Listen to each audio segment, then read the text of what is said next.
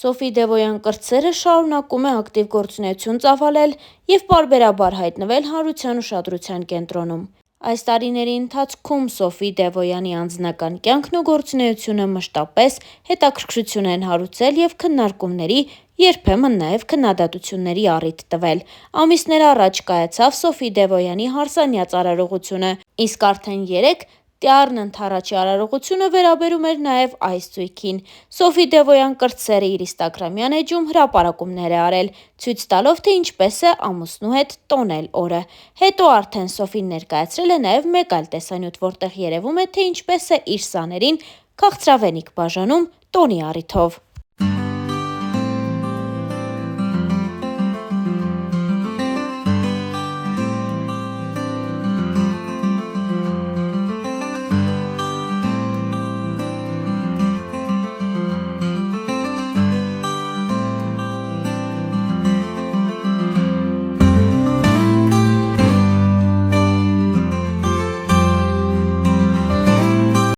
Այս տարիների ընթացքում Սոֆի Դևոյան կրտսերը բավական ակտիվ գործունեություն է ծավալել։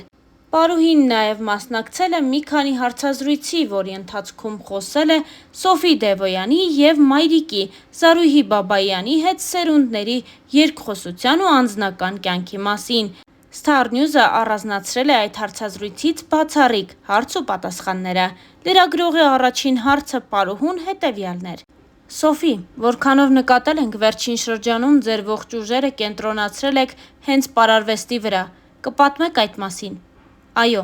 հիմա ամբողջ եռանդս պարարվեստի մեջ եմ դրել։ Սոֆի Դևոյանի «Պարի և հոգու» թատրոնը 1 տասնյակից ավելի մասնաճյուղեր ունի, այդ թվում Մոսկվայում։ Մեր ողջ ուժերը կենտրոնացրել ենք դրանց ուղղությամբ։ Ամեն բան անում ենք,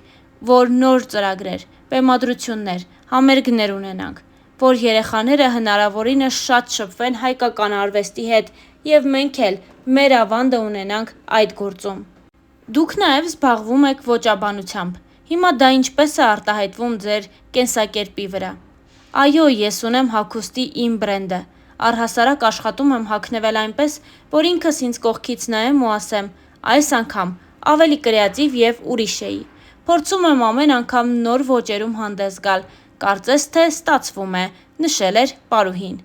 Սովորել եք Ռուսաստանի թատերական արվեստի բարձրագույն ինստիտուտում։ Ինչ եք կարծում, մոսկովյան ուսանողական կյանքը շատ է տարբերվում երևանյանից։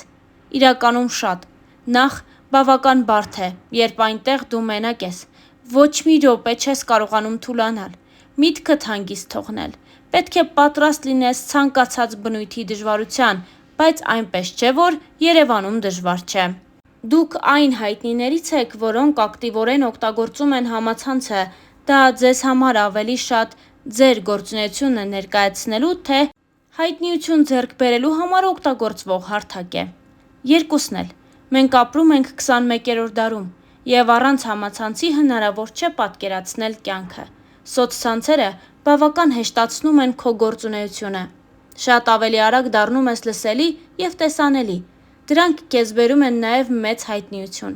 Այնպես որ, եթե աշխատանքդ սոցցանցերում անում ես լավ, բնականաբար դրանք հեշտացնում են քո կյանքը։ Դուք կարող եք, ասենք, TikTok-ի համար 30 վայրկյանանոց տեսանյութ ստանալու համար մի քանի ժամ ծախսել։ Ձեզանից շատ ժամանակ չի գնում։ Այո, դրանք բավական շատ ժամանակ են ինձանից ստանում։ Նույնիսկ լինում են պահեր, երբ հոգնում եմ այդ ամենից։ Մի քանի օրով հանգստանում եմ սոցցանցերից։ Բայց եթե ուզում ես մի բանի հասնել ու դրա դիմաց ինչ-որ բան ստանալ, պետք է որոշ բաներ զոհաբերես։ Դա նորմալ է, որովհետև երբ դրա պատասխանը ստանում ես, հասկանում ես, որ իզուր չես ուժ ու եռանդ ներդրել։ Հանրությունը շատ է սիրում, երբ երեքով տատիկը, մայրիկը և դուք միասին եք հանդես գալիս սոցիալական էջերում։ Այո, մենք դա զգում ենք և փորձում ենք ավելի շատ հոլովակներ միասին նկարահանել։ Մեզ էլ է հաճելի երեքով ներկայանալ։ Մեր օրերում միշտ չէ, որ կտեսնես նման եռյակների համացանցում։ Կարելի է ասել, որ դուք ծնվել եք և ավանդական արժեքների կրող և ժամանակակից ընտանիքում։ Հենց այդպես էլ կա։ Ինչ աչք եմ բացել, ընտանիքումս տեսել եմ սերունդների երկխոսություն։ Այդ յուրահատուկ կապը մեծ տեղ ու դեր ունի իմ կյանքում։ Անկեղծացել էր Պարուհին. Սոֆի, մի ժամանակ ակտիվ կերպով խոսում էիք անձնական կյանքի մասին, անգամ կիսվում էիք սիրելիի հետ լուսանկարներով, իսկ հիմա? Հիմա անձնական թեման ինձ համար փակ է բոլոր առումներով։ Այսինքն, չեք էլ ասի ձեր սիրտը զբաղված է թե ոչ։ Իսկապես փակ է այդ թեման։ Ինչու՞, որովհետև կողքից շատ մեկնաբանություններ եղան, թե ուղղակի կյանքի այս փուլում նախընտրում եք անձնականը փակ պահել։ Կյանքում գալիս է մի շրջան, որ հասկանում ես, դա փակ թեմա է։ Պետք չի, որ մարդիկ անցնեն այդ գիծը։ Այսինքն, անձնական կյանքը թողել եք երկրորդ պլանում, նշանդրեք ամուսնության չսպասենք, չեմ կարող այդպիսի բան ասել, առաջին պլանում, թե երկրորդ, բայց այս պահին պլաններումս չկա ամուսնություն, չնայած ես շատ անկանխատեսելի մարդ եմ, և ինչ-որ փուլում գուցե շատ հանկարծակի դա տեղի ունենա։ Եվ վերջում,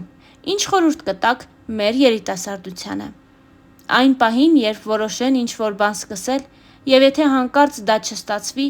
ինչ-որ բան չգնա այնպես, ինչպես իրենք են նախատեսել, թող չհանձնվեն։ Այն պահից, երբ նրանք որոշել են, որ պետք է գործեն, արդեն իսկ հաղթած են։ Ուղղակի պետք է ավելի շատ ուժ ու եռան ներդնել աշխատանքի մեջ։ Երբ քեզ համար ցավոտ է լինում, դրանից հետո է գալիս հաջողությունը։ Իսկ երբ դու քո կոմֆորտ զոնայի մեջ ես, չես կարող հաջողության հասնել։ Պետք է դուրս գալ այդ զոնայից, պետք է քեզ մի քիչ նեղություն տաս ու ամեն բան կստացվի։ Անկեղծացել էր Սոֆի Դևոյանը։ Տատիկը գիտի, թե որքան շատ դժվարությունների են բախվում պարուհիները։ Ձեզ չի փորձել ետ պահել այդ ոլորտից։ Ոչ, նա ինձ էլ է պատմել, թե ինչ խոչընդոտների է հանդիպել իր երկարամյա կարիերայի ընթացքում, թե ինչպես են նախանձողները կանգնել նրա ճանապարհին և հակառակը, բարի մարդիկ ուժ տվել նրան։ Այդքանով հանդերձ նա շատ ուրախ է, որ ընտրել եմ հենց այս ասպարեզը, քանի որ իր գործն էլ շարունակող կլինի։